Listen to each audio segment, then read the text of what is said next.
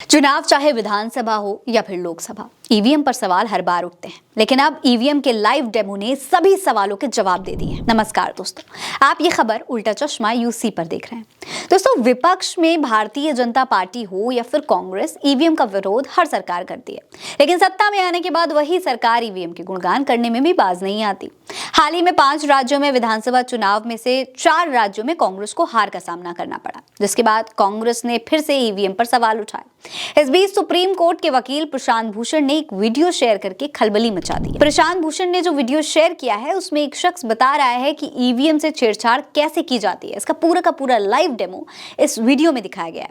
Video में 3 प्रत्याशी button है। उन 3 बटन में से एक पर क्लिक करके वो दिखाते हैं कि वोट तो जाता है, पर्ची भी आती है, लेकिन पर्ची कटती नहीं है। वीवीपैट मशीन पर ब्लैक स्क्रीन पर लाइट जलती है, साइन दिखाई भी देता है, फिर लाइट बंद हो जाती है और स्क्रीन काली हो जाती है।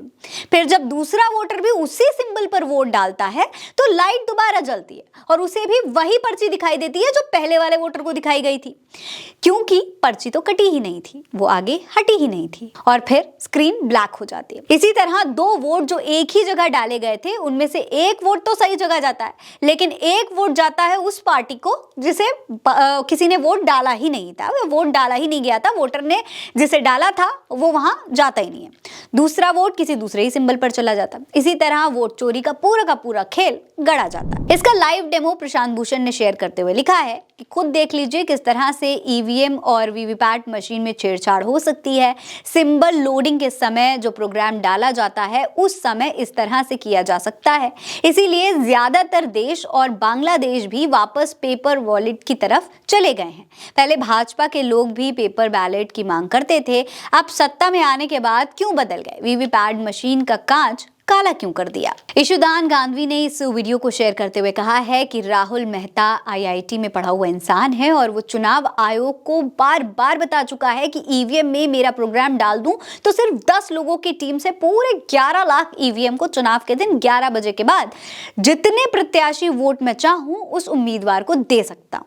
सभी वकील बंधुओं को निवेदन है कि चुनाव आयोग और सुप्रीम कोर्ट की निगरानी में एक बार जनता को विश्वास आए, इसलिए भी इसका सॉल्यूशन निकालना चाहिए। दोस्तों, आपको मैं बता दूं कि इससे पहले भी टेलीकम्युनिकेशन इंजीनियर हैं सैम पित्रोदा, जो कि कांग्रेस के नेता भी हैं। उन्होंने कहा था कि अभी भारत में इस्तेमाल की जा रही ईवीएम मशीन्स कोई स्टैंड आउट मशीन नहीं है। उनका कहना है कि इसमें समस्या तब पैदा हुई जब वीवीपैट मशीन को ईवीएम में जोड़ा गया। उन्होंने कहा कि वीवीपीएटी हार्डवेयर और सॉफ्टवेयर से मिलकर बनाया गया एक उपकरण है। वीवीपैट को ईवीएम से जोड़ने के लिए एक विशेष कनेक्टर का इस्तेमाल किया जाता है, जिसे एसएलयू कहा जाता है। एसएलयू कनेक्टर की वीवीपैट में दिखाई देता है कि किस बटन से वोट किस पार्टी को जाएगा। इसे मतदान से पहले प्रोग्राम किया जाता है। एसएलयू जोड़ने के बाद ईवीएम अब अकेली मशीन नहीं रह जाती है, इसमें वो सभी तरह के काम किए जा सकते हैं जिसकी बात की जा रही है। सैम का कहना है कि इसीलिए हम चाहते हैं कि वीवीपैट से निकलने वाली पर्ची वर्तमान में थर्मल प्रिंटर के माध्यम से जारी की जानी चाहिए और इसे केवल कुछ हफ्तों तक ही सुरक्षित रखा जा सकता है। इसके बजाय एक प्रिंटर का इस्तेमाल किया जाना चाहिए जो अगले 5 वर्षों तक पर्ची को सुरक्षित रखे। दूसरी बात यह है कि ये पर्ची सिर्फ कुछ समय के लिए ही मतदाता को नहीं दिखाई जानी चाहिए, बल्कि इसे एक कागज पर प्रिंट करके उसे दिया जाना चाहिए, जिससे वो अलग से रखे और बॉक्स में वोट के रूप में डाल सके, और ये बॉक्स को किसी इलेक्ट्रिक डिवाइस से कनेक्ट नहीं किया जाना चाहिए। खैर, अगर ईवीएम के सोर्स कोड की इंडिपेंडेंस ऑडिटिंग हो जाए तो दूध का दूध और पानी का पानी हो जाएगा। ऐसे में विपक्ष का कहना है कि जब एक ओटीपी से पूरे का पूरा बैंक बैलेंस हैक हो सकता है, रिमोट से मंगलयान कंट्रोल हो सकता है, तो फिर ईवीएम हैक होना कोई बहुत बड़ी बात नहीं है, वो भी हो सकता है। आपको क्या लगता है? अपनी राय हमें कमेंट सेक्शन में लिखकर बताइए। मेरा नाम है फरहीन अंसारी। आप स्वस्थ रहें, मस्त रहें, यही है दुआ हमारी। मिलते हैं अगली वीडियो में, तब तक के लिए अलविदा।